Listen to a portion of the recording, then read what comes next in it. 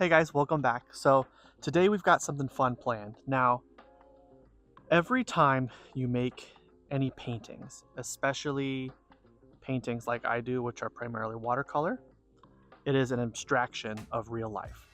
And I'm a big proponent for making paintings look like paintings. I think hyper-realistic art is really neat, and I love to do it. I'm not very good at it, but I'd love to try to do it every once in a while. However, I think a painting, in most cases, looks better when it looks like a painting. And doing that is called abstraction. So you're thinking, when I say abstract art, most people think, like crazy random squiggles and splotches and doesn't make any sense. But any kind of art is somewhat of an abstraction of real life, right? They're not photographs. And even a photograph is an abstraction, right? Because it's flat and it's not three-dimensional. But today, we're going to go and try out two different levels of abstraction, if that makes sense. So because of the season that we're in, I think it would be fun to do a poinsettia, which is a traditionally very wintry, Christmassy flower. And we got a couple more videos like that before Christmas comes around, so I figured I'd get them pumped in as quickly as I can.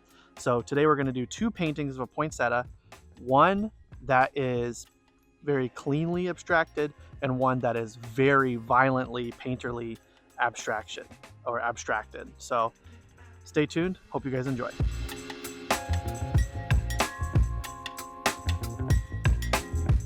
Okay, so as we get started here, my initial one I'm going to do is the clean one.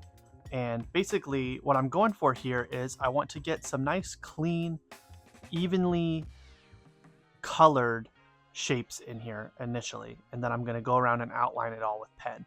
I'm going to outline the other one with pen as well, but it's going to be kind of more abstract, which you'll see what I mean in a minute. So for this guy, I'm just getting the good shapes in. I'm getting the shape of the flower petals. I'm getting the shape of the leaves, which actually are almost the same shape. And I'm basically looking for clean, smooth colors.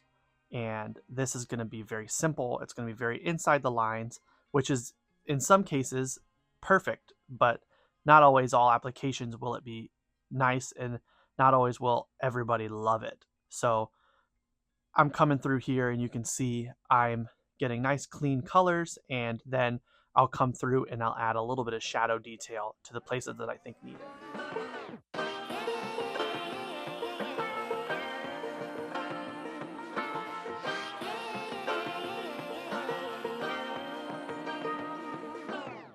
I like to be educated, but I'm so frustrated.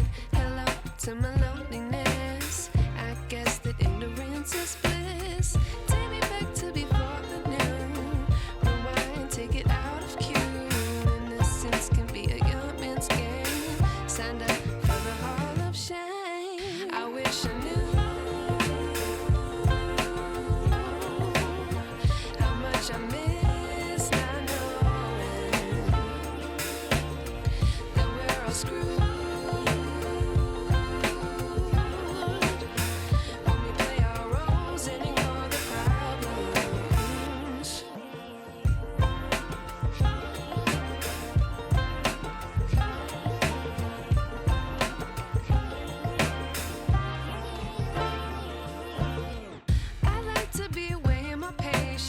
Stay up, I feel so outdated. How can we look the other way? Sun is out, but the sky is gray. What would happen if I took a chance? So you'll see when I'm adding my pens here to this simple guy, I am trying to stay very close to the colors I've already put down. I basically want to treat this like a line art section of a pre-colored object. And so I'm following very closely around the outline of the leaves and the petals. I'm making new petals on the inside where I think they should be, and I'm going to add in some little hatch marks, all things that are going to help to refine the shape more without paint, so that I can then come back in on a second paint layer and add some more details. How much I miss not knowing that we're all screwed.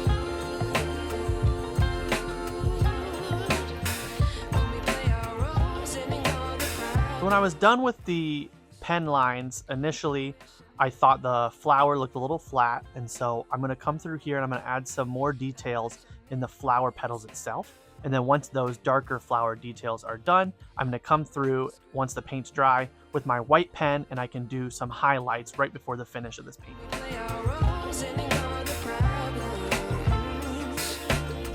I wish I knew.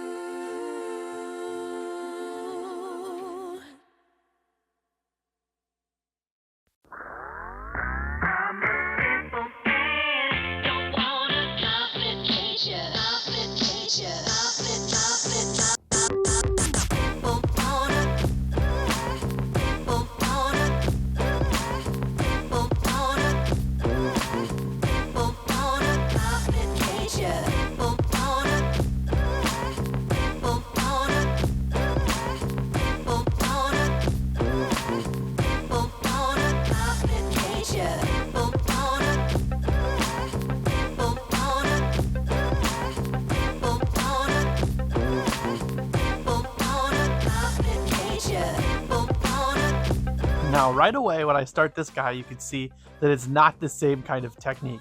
You see I'm going way crazy, and that's fine. That's kind of what I'm going for. So you'll see I'm putting a ton of red in here, all kind of randomly, and my paper is already wet, and everything is bleeding around. And what that's gonna do is it's gonna provide some randomness for me. Now, for these more abstracted flowers, or any kind of abstracted painting, the randomness is actually gonna help me, because then it doesn't seem as planned out as something that would be less abstracted or more simplified.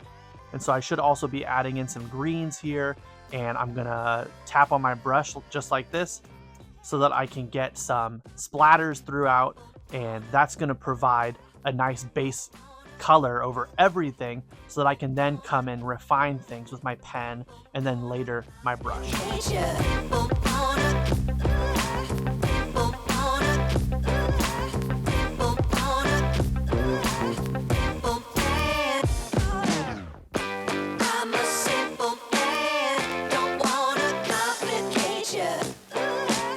So now that my painting has dried for my more abstract flower, I'm going to let where the colors are decide where I'm going to put my pen lines. Instead of just outlining everything, I've got to kind of find the shape inside the colors. So you'll see me following around the red sections first to get my petals, and then I'll follow in some of the green sections to give me leaves. And it's okay if the colors are going outside of their lines or not perfectly covering everything properly. That's just part of the fun of making a painting like this.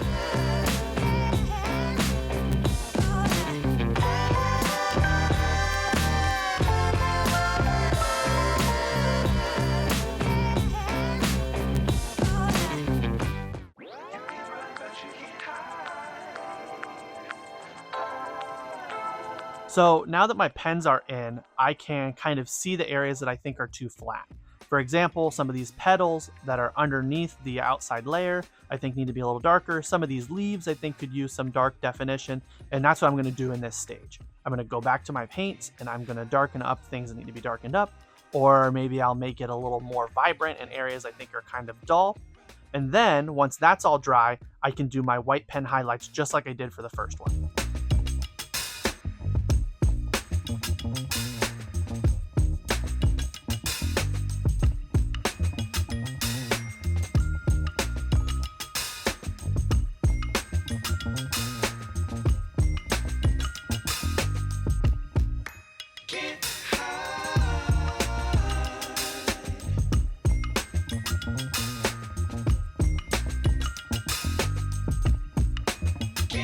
Coming to the end of the video now. I hope you guys did enjoy so far. Here is our finished two paintings. I've got them sitting up on this leaf behind me. Here is our very simple abstraction, very clean, staying in the lines, and then our very painterly abstraction where we kind of went a little crazy with it. I personally prefer this one, but not everybody likes that look. If you guys did enjoy the video, don't forget to leave a like, comment, subscribe, share with your friends. You know, all the standard YouTube stuff. I really appreciate it. We'll get to some good glamour shots of these two so you can see them really nicely in the sun, and I'll see you guys in the next one.